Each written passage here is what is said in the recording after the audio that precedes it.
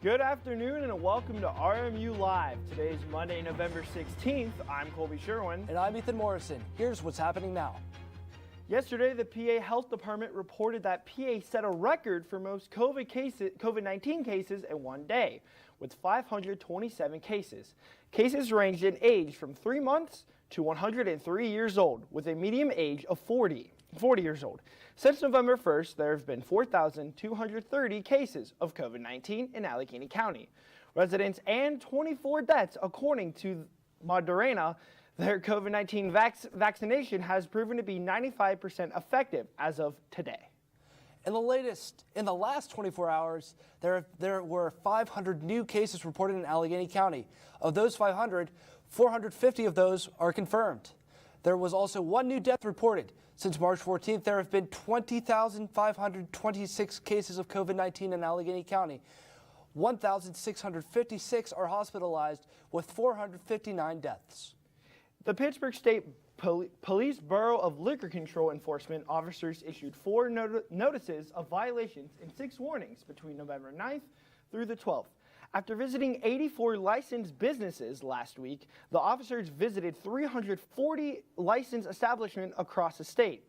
They issued 5 notices and violations and 41 warnings. The unannounced compliance checks are to make sure that customers are wearing masks when entering, exiting, or moving through the restaurant or bar, and the employees wear masks at all times. Allegheny County leaders warn that if COVID-19 cases continue to rise, national models show that the community will lose hundreds of people in the next couple of months. Allegheny County Health Director Dr. Deborah Bogan said, quote, "Although there are no new public health orders planned at this time, we will continue watching the situation in our county closely, and we will intervene if necessary," end quote. Dr. Bogan states that if coronavirus cases have been rising since mid-October, and reported cases have nearly doubled at the end of the week of November 6th. Cases are projected to hit 2,000 cases per week by the end of this week. According to the RMU dashboard, 33 students and 8 employees are in isolation, and 210 students and 11 employees are in quarantine. Individuals in isolation have tested positive for COVID-19. Individuals in quarantine have shown symptoms and are awaiting test results or have been exposed to any infected person.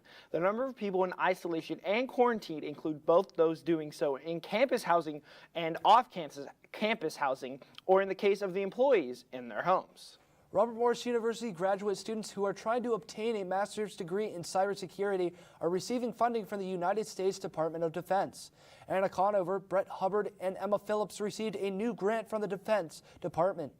The award included $30,000 of living stipend and an additional $2,750 for textbooks and a laptop computer for each student in exchange for their commitment to work at least 1 year in a cybersecurity position for the department after they graduate. RMU's 5th Annual Entrepreneurship Week kicks off on November 16th and goes through November 22nd. The Massey's Theater for Entrepreneurship and Innovation will be heading the virtual lineup of iconic entrepreneurs and captains of innovation. 5 Robert Morris Marching Band students have been nominated to participate in the College Band Directors National Association Virtual Intercollegiate Marching Band. Trombonist Alex Downs, saxophonist Grace Fentonbaugh, sousaphonist Josh Horn, dancer Taylor Panette, and trumpeter Josh Pitcock were selected to the band and will perform in a video at halftime during the College Football National Championship game. RMU nuclear medicine student in the class of 2022 created a service learning program called the Backing the Brave, in which they are collecting cold weather gear for the Veterans Leadership Program, which will house over 4,000 veterans every year. The 13 students set up a GoFundMe and raised around $400 so far, and they used that money to purchase backpacks, hand warmers, blankets, gloves, socks, coats, and scarves. Speaking of RMU sports, Adam Maluso is in our sports center to give us a look in the latest of RMU athletics. Adam? Thanks, Ethan. Well, the Colonials made several moves over the past week on the ice and on the court. To start off, the men's hockey team announced this past Friday that they have added forwards Anthony Calafiore and Ryan Coughlin to their roster ahead of their freshman seasons in 2021-2022. Calafiore heads to RMU after a recent stint with the New Jersey Titans of the North American Hockey League, while Coughlin will finish out this year as a member of the United States Hockey League's Omaha Lancers before heading to Moon Township.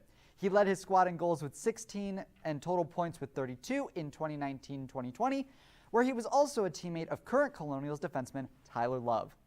Switching now to the court and the RMU volleyball team, who signed 5 new players to their roster on National Signing Day last Thursday. Allie Christman, Jaden Hockman, Tatum Matulski, Abby Powers, and Ashley Wallen will all join RMU for the 2021-22 school year, with Christman's signing being of particular note as she was one of 3 of the incoming class who was placed on Under Armour's All-American watch list prior to her senior high school season and collected all-league first team and all-district second team honors in 2020, posting 448 kills, 366 digs, 60 blocks, 50 aces, and a .247 hitting percentage at Mount Notre Dame High School just outside of Cincinnati. Congratulations to all the new Colonials. And finally, the Robert Morris men's basketball team announced this past Thursday that they have signed guard Tristan Jeffries to a national letter of intent for the class of 2021.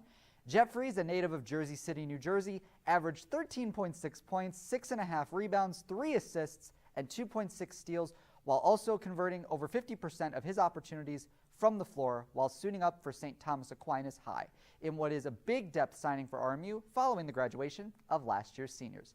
In the studio, I'm Adam Maluso, RMU-TV Sports. Thank you, Adam. Pennsylvania's list of quarantine states now include 40 states. Those that were updated in the November 13th list include New Jersey, Ohio, West Virginia, Delaware, and Maryland. Because these states are all neighboring states, the Department of Health says that a quarantine is not practically viable, but they said a 14-day quarantine is recommended if you traveled in the states also listed on the Department of Health website. 6 officers in the Pittsburgh Police Force have tested positive for COVID-19. The positive tests all occurred recently. Officials said that all officers who were affected were placed in isolation or in quarantine. Pittsburgh Public Safety Director Wender Hisrich said that the Bureau continues to adhere to coronavirus protocols. COVID-19 cases are not just rising in Pittsburgh.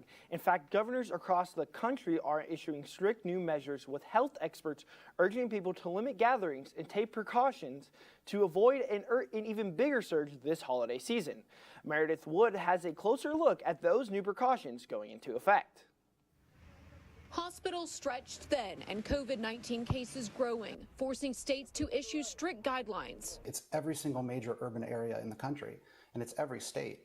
And the question is, what are we going to do about it? On Friday, the U.S. shattering daily COVID-19 records with 184,000 cases. Hospitalizations also hitting a new high with nearly 69,000 COVID-19 patients nationwide. Hospitals are fearing overcapacity and rationing supplies. When that happens, is that it compromises the care that patients receive. Not just patients that are coming in with coronavirus, or patients that are coming in for run-of-the-mill illnesses like heart attacks and strokes. In New Mexico, a temporary statewide order closing in-person services for all non-essential activities is set to take effect on Monday, with people being asked to stay home except for essential trips. Oregon announced a statewide 2-week freeze starting on Wednesday, which includes limiting gatherings, closing gyms, and allowing only takeout and delivery for restaurants and bars. In Idaho, the National Guard has been mobilized to assist with pandemic-related tasks. And the New York governor is announcing an emergency meeting with the leaders of several Northeast states to discuss a potential brutal COVID-19 winter surge. It's the first dominoes to fall, and I think that Americans need to be prepared that this is what's coming over the next few weeks. Health officials urge Americans to limit gatherings and use masks during Thanksgiving celebrations. I'm Meredith Wood reporting. Experts blame pandemic fatigue for the surge as people relax their safety precautions. Experts say people who plan to visit family during the holidays should quarantine ahead of the holiday. There was a fatal shooting overnight in Carrick. Police were called to the scene around 10:30 last night, where 2 people have been shot along Brownsville Road. The victim died a short time later at a local hospital. Police never found a second victim at the scene, and police say that they do not have a suspect description at this time. The investigation continues. Speaking of weather, well, let's send it to Austin Bechtold. To see how it is looking outside. Austin, what do you have for us? Thank you, guys. Welcome back outside for the final time this semester. Austin Bechtold with you, and you can see as my hair is feverishly fluttering through the wind. It is very windy out here, even though there are no clouds.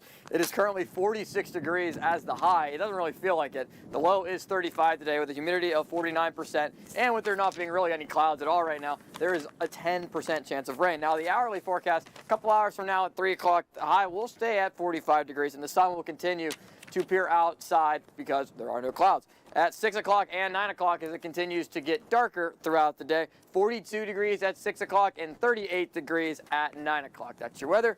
Back to Colby and Ethan at the desk, guys. Thank you, Austin. Coming up after the break, President-elect Joe Biden announces the head of the Pentagon. And Republicans continue to protest of the election, saying, stay with us right here on RMU Live. Roll over. Chance high five. All right. When you adopt a shelter pet, you discover all the things that make them unique. And your mother and...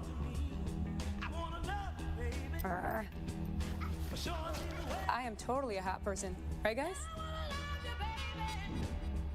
Thanks for being honest. They're a little bit of a lot of things, but they're all pure love. Adopt pure love at theshelterpetproject.org. Multiple studies have shown that marijuana can slow both driver reaction and response time, which can be really dangerous. He's here. He's here. Wait. What? I can't drive. Why? My. Oh.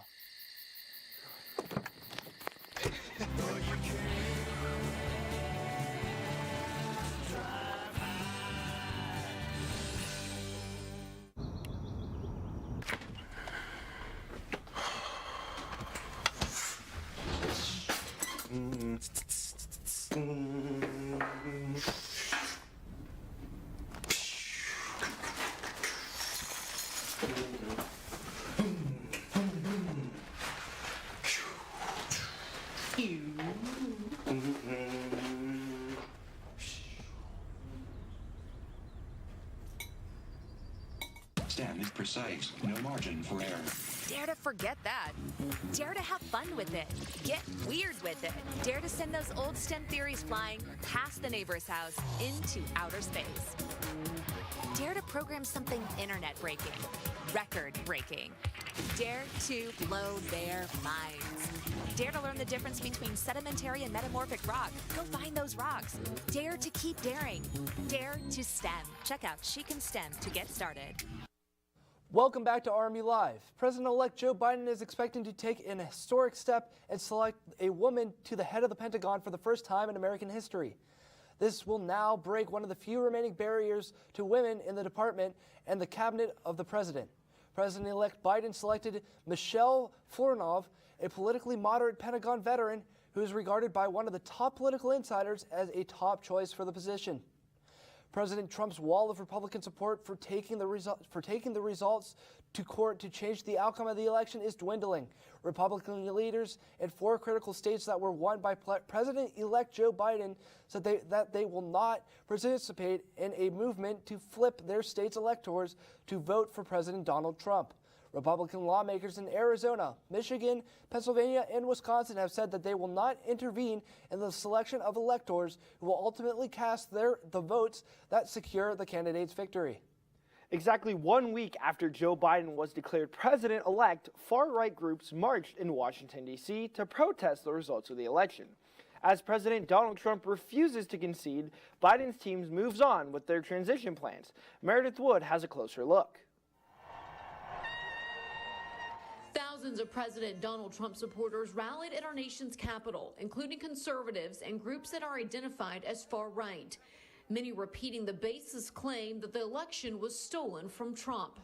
I think that the swamp is so deep that there's probably been fraud and cheating that have gone on for decades now.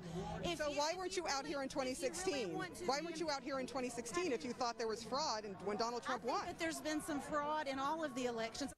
President Trump has yet to concede. On Saturday, he passed by 2 greet supporters on his way to the golf course. Are you any closer to making a cabinet decision? Yes.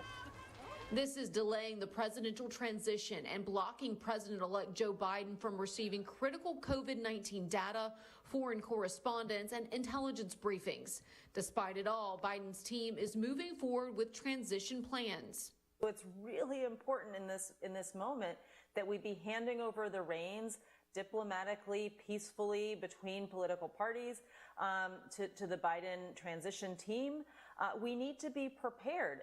The team met on Saturday admitting they're seeking back channels to get top-level intel on coronavirus, reaching out to former officials since they say the current administration has locked them out. Experts say this obstruction could make the U.S. vulnerable to national security threats. Bad players around the world could try to take advantage of America. And it's happened before, or at least the threat of it has happened before. And we don't want that to happen, especially when we're in the midst of a pandemic. I'm Meredith Wood reporting. D.C. police say at least 10 people were arrested. On Saturday afternoon, a Moon Township woman died after a motorcycle accident near the borough of McDonald on Old Steubenville Road. Christine Irving and the driver of the bike were thrown from the wreck. The Washington County coroner said that Irving died because she was not wearing a helmet. The cause of the crash is under investigation. The Charles Morris Nursing Home and Rehabilitation Center in Squirrel Hill is closing on January 12th, which means that 104 employees will need to find new jobs and the families of about 50 residents will need to find new places to live. The Jewish Association of Aging says that it is working to assist families in finding new homes and employees in finding new positions, but emphasize how extremely painful the decision was. It has been touted as one of the best ways to stop the spread of COVID-19. Now the CDC says that there's even more reason to wear a mask. Mandy Gaither has more on the agency's new guidance in today's Health Minute. For months, you've been hearing the same thing. Please, please, wear a face covering when you go out in public. Now the CDC says wearing a mask can help protect you, not just those around you. In new guidance this week, the CDC says masks act as a source control to block virus particles exhaled by the wearer and provides filtration for personal protection by blocking incoming infectious droplets from others. The agency cites a number of studies showing that masks reduce the risk of transmitting or catching the virus by more than 70% in various instances. My message to you is wear your face covering, and if somebody around you isn't wearing their face covering, let them know that they're putting you at risk also. Leading health experts say if Americans would consistently wear a mask, keep up with social distancing, avoid crowds, and wash hands, the country will be much better off in the war against COVID-19. For Health Minute, I'm Mandy Gaither.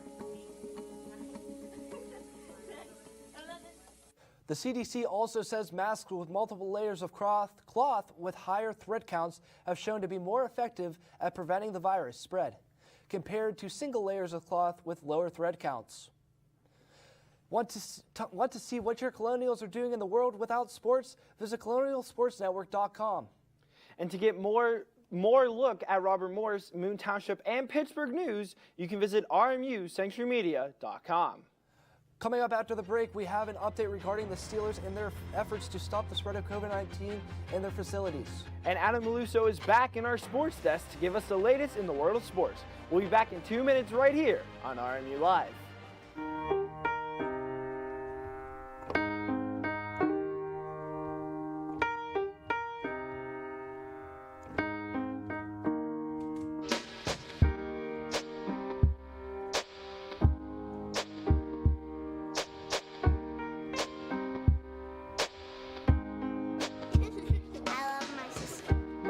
Doesn't see race.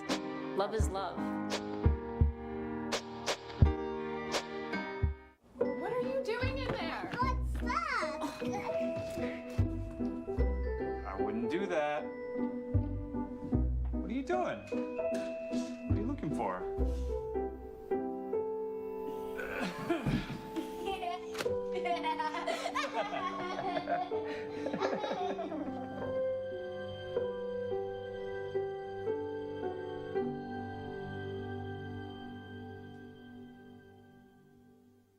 How prepared is your family if a hurricane shows up at your doorstep, or a flood, or a blizzard?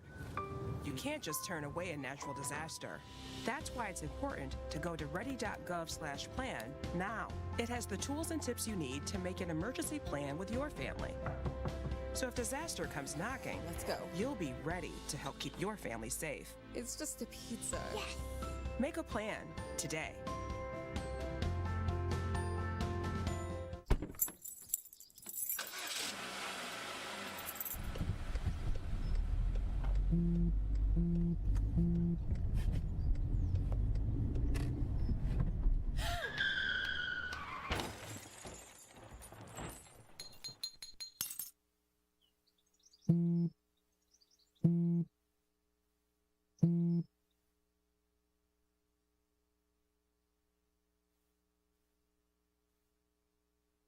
Welcome back to RMU Live. The Pittsburgh Steelers had a rough week last week after multiple players were sent to the injured reserve COVID-19 list. Big names such as quarterback Ben Roethlisberger and linebacker Vince Williams were named to the list early in the week.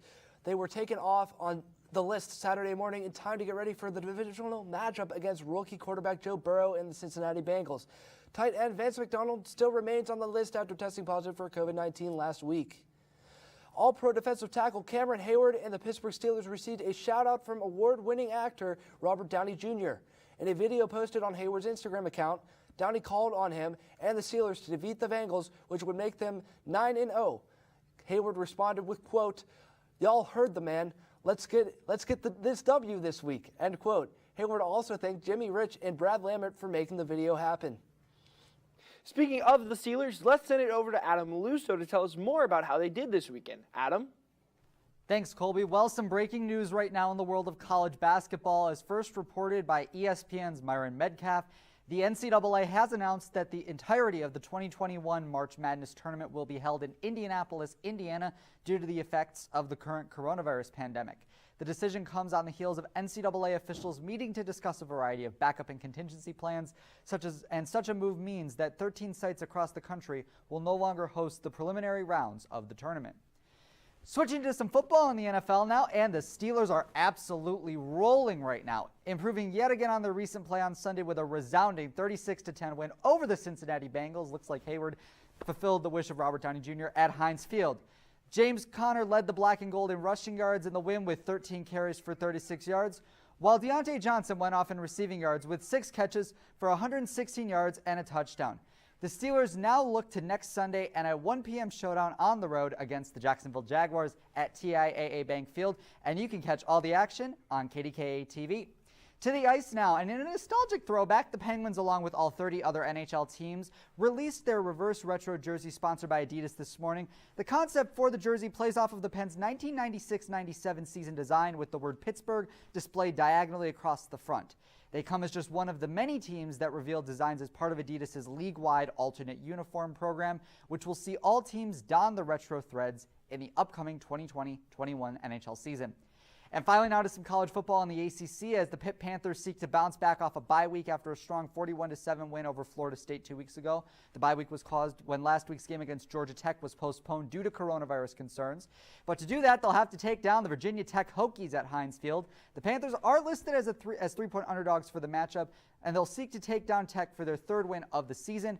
The Hokies currently hold a 4-4 perfect 500 percentage record, and they're coming off a heartbreaking loss, 25-24 at home against number 9 Miami in Blacksburg last Saturday. And you can watch all the action as the Panthers kick off with the Hokies at 4 p.m. over on the ACC network. In the studio, I'm Adam Maluso, RMU-TV Sports. Iron City Beer now overlooks the Steel City. An ad for the Pittsburgh Brewing Company went up on Mount Washington today, taking the place of the National Flag Foundation advertisement that has been up since May of 2019. Many in Pittsburgh know the sign as the Bayer Pharmaceutical sign, but the company deals with Lamar Advertising and had expired in 2019, making room for the National Flag Foundation to take its place. To hear about events happening on the RMU campus and in the surrounding areas, you can listen to RMU Radio. You can find our podcast by searching the RMU Century Media on the Podbean app, or tune in to RMU Radio, the Radio FX app. Coming up after the break, Austin Bechtold is back in our weather studio to give us an outlook on what to be expected outside this week. Stick with us here on RMU Live.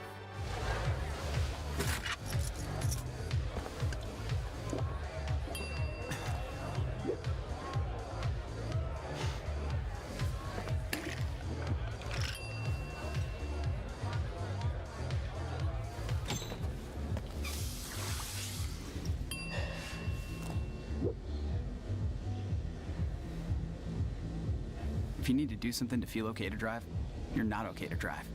Don't drive buzzed. Maybe you can make retirement happen. After all, you made her college years happen. Opening that education savings account when she was little. Spearheading a campus tour. And another, and another, and another, and another. Bam! Deciphering financial aid. She was like, what? Well, now she's like, you aced planning for college. Now get the tips you need to get on track at aceyourretirement.org. Jason, let's go see your room.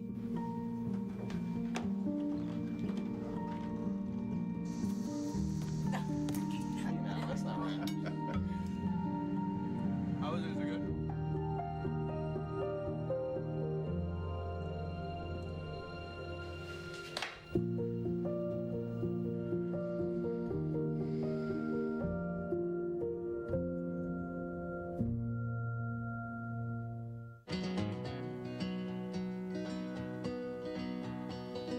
Things could be stranger, but I don't know how.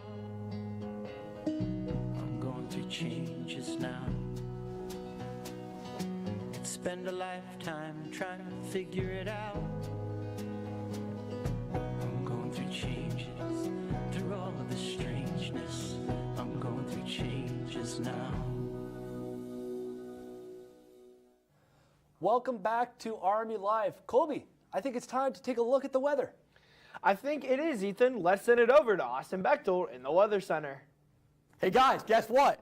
It is time for the weather. Today's forecast, yeah, I'm sorry, I had to do it. 46 degrees, as I mentioned earlier, is the high today with a low of 35 degrees. And it's kind of feeling like the lower temperature of 35 degrees more so than the 46 degree temperature today. Pretty cold outside with the wind factoring in. 49 degrees is the humidity and only a 10% chance of rain. It won't rain today. The hourly forecast today at 3 o'clock, a couple hours from now, 45 degrees, 42 degrees at 6 o'clock as it starts to get dark outside. And as the moon starts to peer out, 38 degrees will be the forecast, will be the high temperature at 9 o'clock. Now tomorrow's forecast, 40 degrees and 28 degrees is the low. The high is 40. 58% is the humidity now. We could see some rain in the forecast starting on Tuesday and even heading into Wednesday. The percentage is 40%. Could even accumulate into a little bit of snow conditions, possibly, if it gets to be that cold. But your 5-day forecast, looking at it right here, on Wednesday, it is going to be cold. Probably the coldest day of the week. 40 degrees is the high, 28 is the low. It's going to warm up a little bit. Thursday, 56 degrees. Friday, also 56 degrees with lows both at 43 degrees on both days. And heading into the weekend, highs in the 60s with the sun peering out behind the clouds all week. Only chance of rain is being tomorrow. So, for the last time this semester, I'm Austin Bechtel in the Weather Center. Colby and Ethan, back to you. Thank you, Austin. Hurricane Iota is the 30th storm to form in what has become a record Atlantic storm season. Iota is the 13th hurricane this year and projected to make landfall this morning. In Nicaragua, a Category 4 strength is the busiest Atlantic storm season since 2005, when there were 28 named storms, including 15 hurricanes that caused an estimated damage of $1,600 billion in damage and killed 4,000 people. Yeah, it's been a really crazy hurricane season, Colby. Well, be sure to tune into RMU-TV's other programming, including a hot take on everything pop culture with RMU Extra Mondays at 7, a comedy show featuring some of your favorite classmates. Tune into RMU Tonight, Wednesdays at 5. To stay up to date with all on Bobby Mills Sports with Colonial Sports Center, Thursdays at 9:30. Be sure to check out RMU's Focus on another update on campus news Fridays at 1. That's all for us. Thank you for tuning in to RMU Live. For Austin, Ethan, it is our final show of the semester. I just wanted to thank you for anchoring with me. Yeah, it was a lot of fun. Kind of got thrown in here. It was a lot of fun during this whole semester, so I'm glad I got to anchor with you. Now, thank you for joining us, for tuning in to RMU Live. For Austin Bechtel, Adam Maluso, Ethan Morrison, I'm Colby Sherwin. Stay healthy, we'll be well, and we will be with you next time on RMU Live.